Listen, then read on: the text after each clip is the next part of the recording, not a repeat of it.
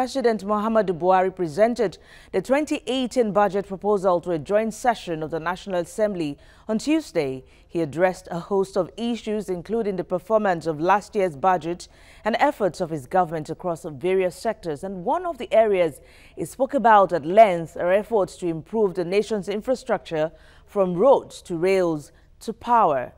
Economist and management consultant Osilama Okuofu joins me in the studio now to talk about this. Many thanks for your time, Osilama. Yes, President Muhammadu Buhari presented 2018 budget yesterday, and he talked about the performances of his administration. He said about 50% of projects, rail projects, metro rail projects, were completed when they inherited from the last administration, and now that about 98% completion in projects. Do you think it is so? Well, I wouldn't have any reasons to want to doubt what the president has said. But I recall sometime not too long ago, this administration actually commissioned the Abuja Railway. I think the Abuja Kaduna Rail track. And that wasn't really long into the life of this administration. So I want to believe that to a large extent it's a throwback from the previous administration. I think it helps us if we give credit to those who have come before us, who have done well, because governance is a continuum. Government is now. Such that even those who come after we have led or done what we have been mandated to do, would have good reasons to follow through with what we have done.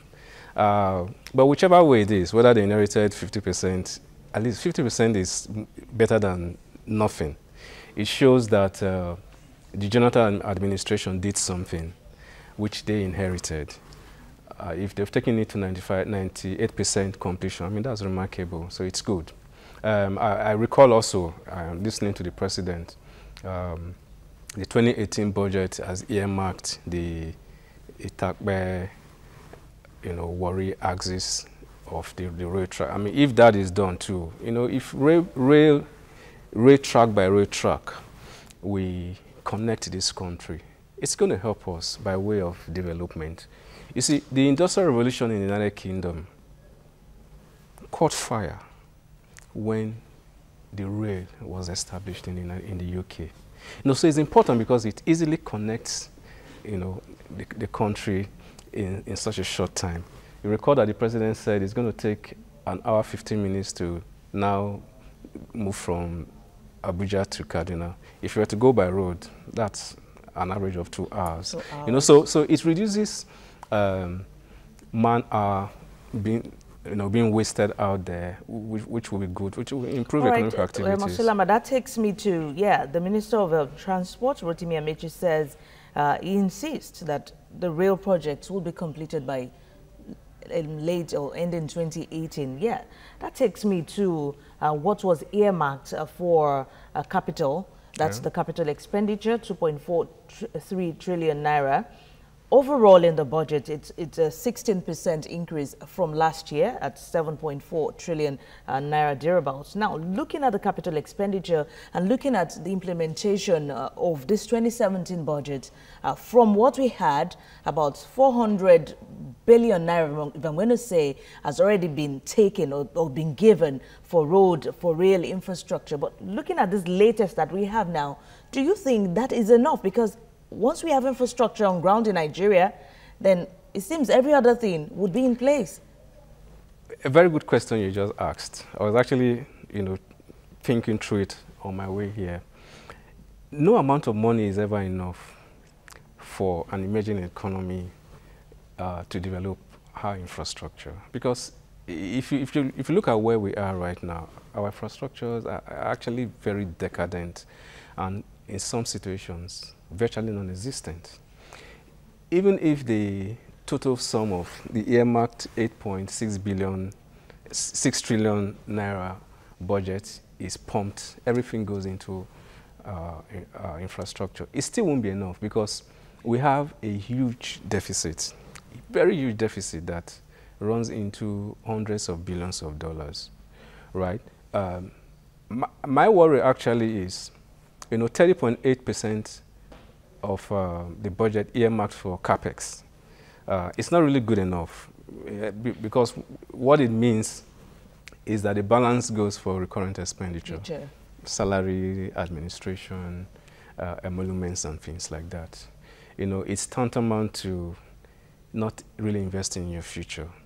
It's like just, taking advantage of your resources now and not planning for the future. And by future, I mean our children and grandchildren and those that are yet to come. So it's something that I think we need to look at holistically as a country, because we can't do this. Some other countries that have gotten to great heights didn't get there by playing down on their infrastructural development. I keep making reference to what Brazil did over a 30-year period, 1980 to 2010.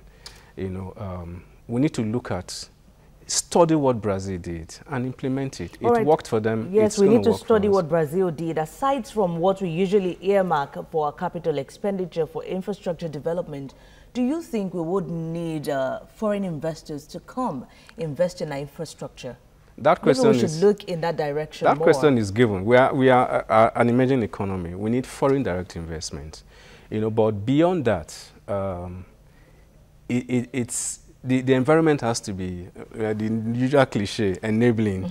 If you really want to drill down into what makes an environment enabling, infrastructure. If the roads are there for them to move their goods from point A to point B, good. If the rail works, fine. If there's security of lives, perfect.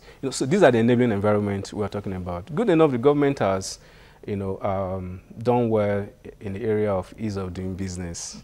But ease of doing business is just by way of being able to get visa to come into Nigeria, register your company. We need to look beyond that. What they now need to do going forward is look at the process of doing business and the perception of doing business. All right, so we'll have to leave it at that. Economist management consultant Osilama Okuofu, thank you for talking to us on Business Tonight. Thank you for having me.